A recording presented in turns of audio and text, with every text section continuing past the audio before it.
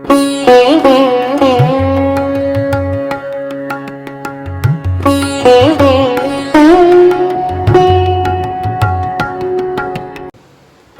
आप इस वीडियो तक पहुंचे हैं तो सबसे पहले मैं आपका दिल से स्वागत करती हूं। हो सकता है ये वीडियो सिर्फ यूं ही देखते देखते यहाँ तक आ गए हो, या शायद भगवान कृष्ण ने ही किसी न किसी कारण से आपको यहाँ तक पहुँचाया हो। मैं नहीं जानती कि इस समय आपकी ज़िंदगी में क्या चल रहा है, लेकिन इतना ज़रूर जानती हूँ कि आज के समय में शायद ही कोई ऐसा इंसान होगा जिसके जीवन में कोई समस्या न हो सकता है आपका दिल किसी ने तोड़ दिया हो। जिस इंसान पर आपने सबसे ज़्यादा भरोसा किया उसी ने आपको धोखा दे दिया हो। शायद किसी अपने ने ही आपकी भावनाओं की कदर नहीं की। हो सकता है आपका रिश्ता टूट गया हो, या परिवार में ऐसी परिस्थितियां हो जिन्हें समझने वाला कोई ना हो। शायद आप बहुत मेहनत करते हैं, दिन रात काम करते हैं, लेकिन फिर भी मन को सुकून नहीं मिलता। कभी लगता है कि सब कुछ होते हुए भी भीतर एक खालीपन है। कभी लगता है कि जिंदगी किस दिशा में जा रही है कुछ समझ नहीं आता। कभी ऐसा लगता है कि पूरी दुनिया लोगों से भरी हुई है, लेकिन फिर भी हम बिल्कुल अकेले हैं। कभी किसी की एक बात इतनी गहरी चोट पहुंचा देती है कि रातों की नींद उड़ जाती है। कभी भविष्य की चिंता, कभी पैसों की चिंता, कभी नौकरी की चिंता, कभी बच्चों का भविष्य, कभी माता पिता की जिम्मेदारी, कभी अपनी स्वास्थ्य की चिंता, और कभी बिना किसी कारण के भी मन भारी रहने लगता है। कई बार ऐसा भी होता है कि हम बाहर से मुस्कुराते रहते हैं, लेकिन अंदर ही अंदर टूट रहे होते हैं। लोग पूछते हैं सब ठीक है, और हम मुस्कुरा कर कह देते हैं हाँ सब ठीक है, लेकिन सच तो सिर्फ हमारा दिल जानता है। कई बार हम इतने उलझ जाते हैं कि समझ नहीं आता क्या सही है क्या गलत है, किस पर विश्वास करें, कहाँ जाएं, किससे अपनी बात कहें, और सबसे बड़ा सवाल आखिर जीवन का उद्देश्य क्या है। अगर इनमें से एक भी बात आपके जीवन से जुड़ी हुई है तो मैं पूरी विश्वास के साथ कहना चाहती हूँ आप बिल्कुल सही जगह पे आए हैं। मैं कोई बहुत बड़ी गुरु नहीं हूँ, मैं कोई महात्मा भी नहीं हूँ। मैं सिर्फ आपकी तरह एक सामान्य इंसान हूँ जिसने जीवन में संघर्ष देखे हैं, दर्द देखा है, हार देखी है, निराशा देखी है। ऐसे दिन में भी देखे हैं जब कुछ समझ नहीं आता कि आगे क्या करना है। ऐसे पल भी आए हैं जब लगा कि अब शायद कोई रास्ता नहीं बचा, लेकिन मेरे जीवन में एक ऐसी चीज़ आई जिसने धीरे धीरे सब कुछ बदलना शुरू कर दिया। वह था श्रीमद् भगवद गीता का ज्ञान। पहले मुझे भी लगता था कि गीता केवल धार्मिक पुस्तक है या फिर सिर्फ बुजुर्गों के पढ़ने की चीज़ है, लेकिन जब मैंने इसे समझना शुरू किया तो महसूस हुआ कि ये तो जीवन जीने की सबसे बड़ी कला है। ये हमारे मन की युद्ध की कहानी है। अर्जुन केवल एक योद्धा नहीं था, वह हम सब हैं। जब हम डरते हैं, जब हम टूट जाते हैं, जब हम सही निर्णय नहीं ले पाते हैं, जब हम रिश्तों में उलझ जाते हैं, जब हम अपने ही मन से हार जाते हैं, तब हम सब अर्जुन बन जाते हैं। और श्री कृष्ण वे केवल भगवान नहीं, वे हमारे जीवन के सबसे श्रेष्ठ मार्गदर्शक हैं। उनका हर एक शब्द आज भी उतना ही सत्य है जितना हजारों वर्ष पहले था। इस चैनल पर मैं कोशिश करूंगी कि भगवद गीता को बहुत सरल भाषा में आपके सामने प्रस्तुत करूं, ऐसी भाषा जो सीधे आपके दिल तक पहुंचे।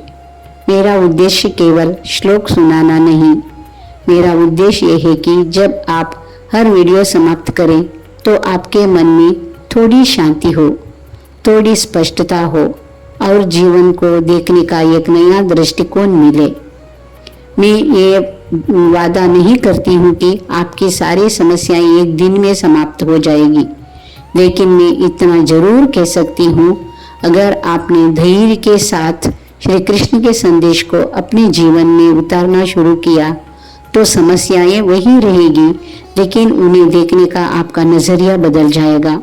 और जब नजरिया बदलता है तो जीवन भी बदलने लगता है। इसलिए मेरी आपसे एक छोटी सी विनती है, इस श्रृंखला के हर वीडियो को जल्दबाजी में मत देखिए, इसे ऐसे सुनिए जैसे श्री कृष्ण स्वयं आपसे बात कर रहे हो। अगर संभव हो तो हेडफोन लगाकर सुनिए, एक शांत जगह पर बैठिए, कुछ समय के लिए मोबाइल और बाकी परेशानियों से दूर हो जाइए, सिर्फ अपने मन को शांत रखकर सुनिए। मुझे विश्वास है शायद कोई एक वाक्य, कोई एक श्लोक या कोई एक विचार आपके जीवन की दिशा बदल दे। और अगर इस पूरी यात्रा में आपको जरा सी भी शांति मिले, अगर आपके किसी प्रश्न का उत्तर मिले, अगर आपके चेहरे पे मुस्कान लौट आए, तो यही इस चैनल की सबसे बड़ी सफलता होगी। अगर आपको ये प्रयास अच्छा लगा तो इस यात्रा में मेरा साथ दीजिए, इस चैनल को सब्सक्राइब कीजिए ताकि श्रीमद् भगवद गीता का प्रत्येक अध्याय आपके जीवन तक पहुंच सके। और एक छोटी सी प्रार्थना, जब भी आप ये वीडियो देखें, कमेंट में सिर्फ इतना लिख दीजिए, श्री कृष्णाय नमः या हरे कृष्ण। ये केवल एक शब्द नहीं होगा, ये हमारी इस आध्यात्मिक यात्रा की शुरुआत होगी। आइए अब हम सब मिलकर श्री कृष्ण के दिव्य ज्ञान की और पहला कदम बढ़ाएं। और मैं और एक विनती करना चाहती हूँ, मैं एक साइकोलॉजिस्ट भी हूँ और मैं साउथ इंडियन। हिंदी यहाँ कोई बात नहीं करते, मुझे हिंदी अच्छी तरह समझ आती है, लेकिन बात करने की आदत नहीं है, इसलिए मेरी हिंदी में अगर थोड़ी सी भी इधर उधर हो जाए, कृपया अपनी बहन समझकर मुझे माफ करें। चलिए आज सुनते हैं गीता का स्वार। जय श्री कृष्ण।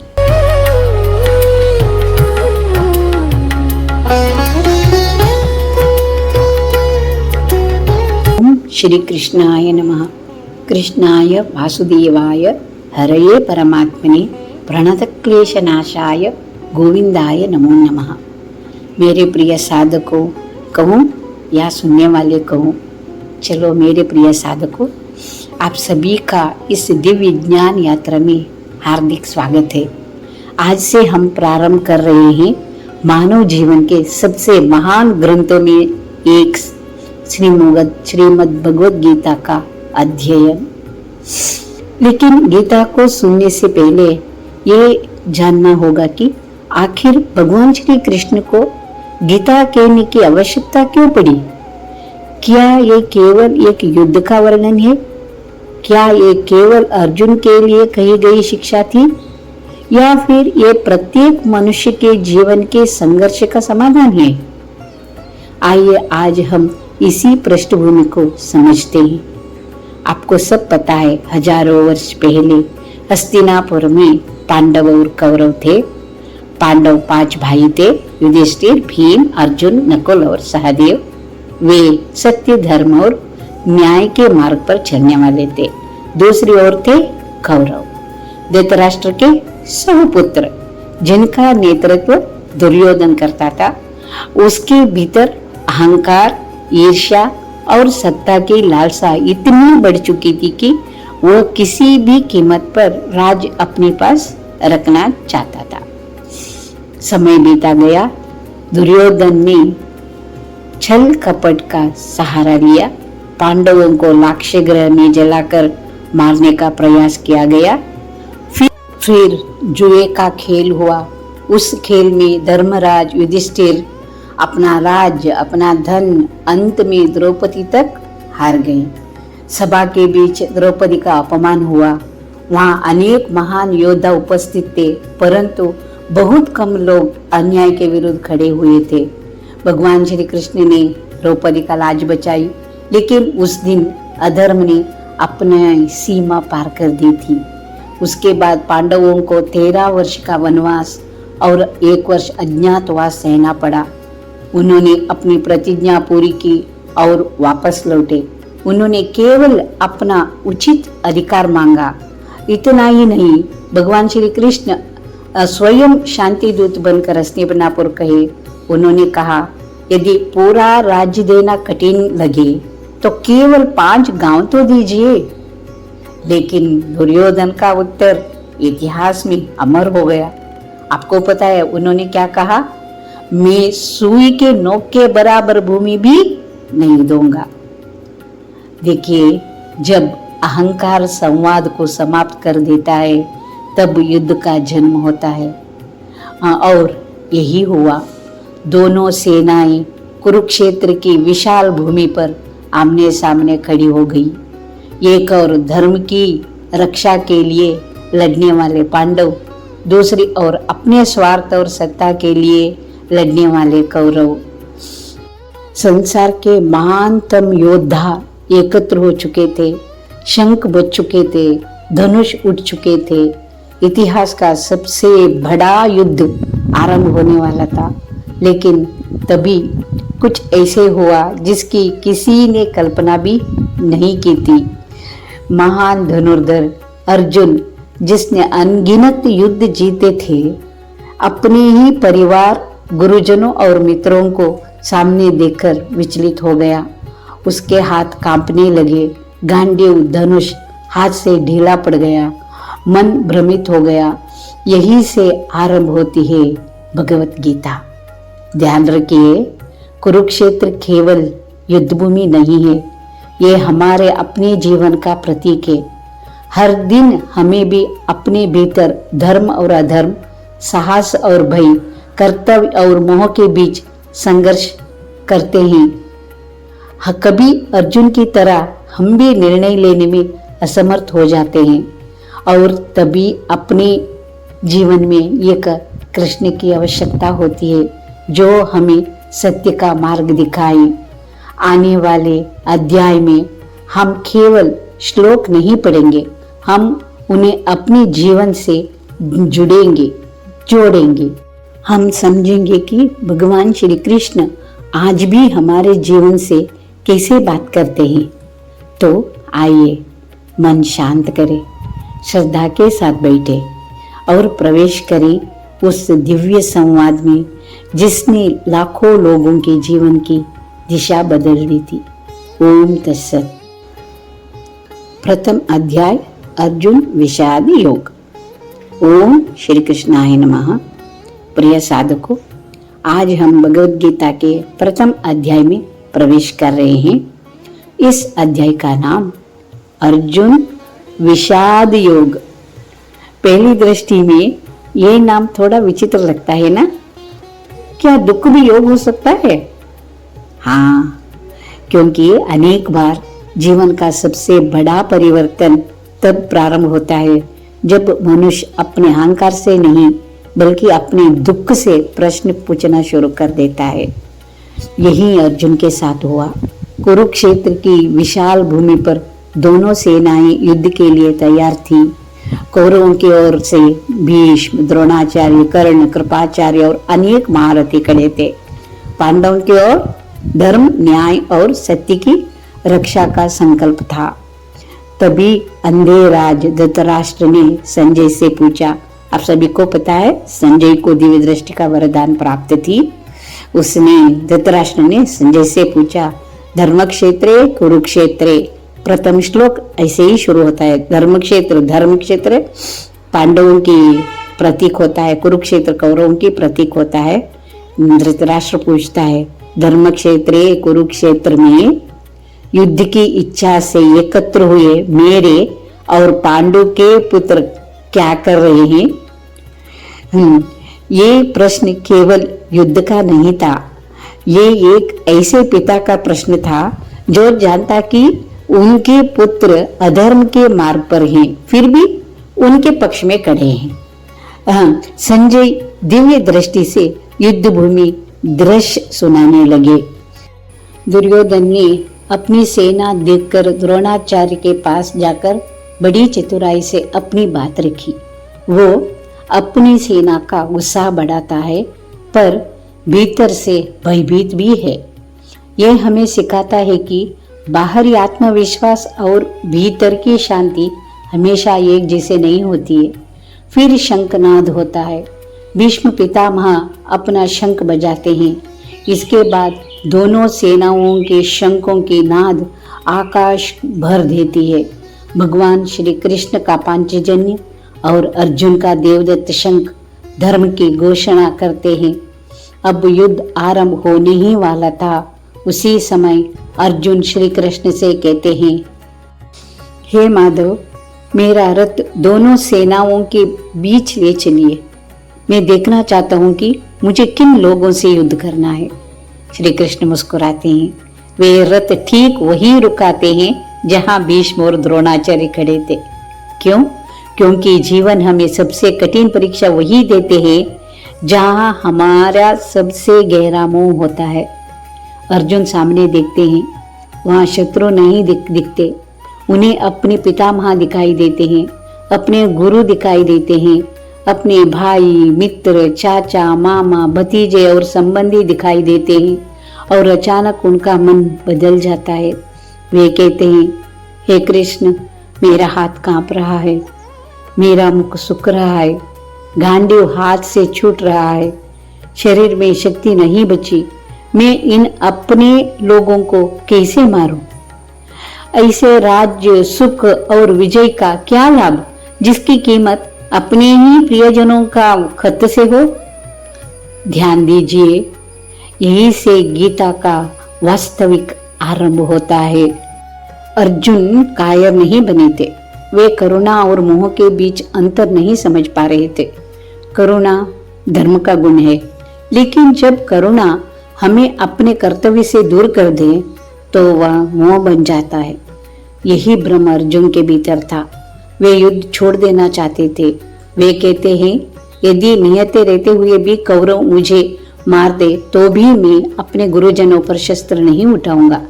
इतना कहकर अर्जुन अपना गांडीव नीचे रख देते हैं। वे रथ में बैठ जाते हैं। उनकी आंखों आंसुओं में भर जाती है और यही प्रथम अध्याय समाप्त होता है। अब एक क्षण रुककर स्वयं से पूछिए, क्या हमारे जीवन में भी ऐसे क्षण नहीं आते जब सही और आसान रास्ते में संघर्ष होता है, जब भावनाएं हमारे निर्णय पर हावी हो जाती है, जब हम जानते हैं कि क्या करना चाहिए फिर भी हम उसे करने का साहस नहीं जुटा पाते? हम सबके भीतर कभी न कभी एक अर्जुन खड़ा होता है। और अगले अध्याय में भगवान श्री कृष्ण उस अर्जुन को ही नहीं, हम सबको जीवन का मार्ग दिखाना प्रारंभ करते हैं। चलिए अगले अध्याय में हम जानेंगे कि भगवान श्री कृष्ण ने निराशा अर्जुन के मन में ज्ञान का पहला दीपक कैसे जलाया। फिर मिलेंगे। सुनने के लिए मैं आभार हूँ आपका। ओम तत्सत। चलिए आंख बंद कीजिए, अपने अंदर खो जाएं और कृष्ण नाम में लीन हो जाएं। मैं भी आपके साथ लीन हो जाऊंगी। चलिए सुने। गोविंद बोलो हरि, गोपाल बोलो राधा रमण हरि, गोविंद बोलो, गोविंद बोलो हरि, गोपाल बोलो राधा रमण हरि, गोविंद बोलो, गोविंद बोलो हरि, गोपाल बोलो। आपको ये वीडियो या भजन या विचार और कहने का तरीका कैसे लगे आप मुझे बता दे तो मुझे बहुत बहुत मदद होगी कि आगे मैं कैसे कहूँ। शुक्रिया।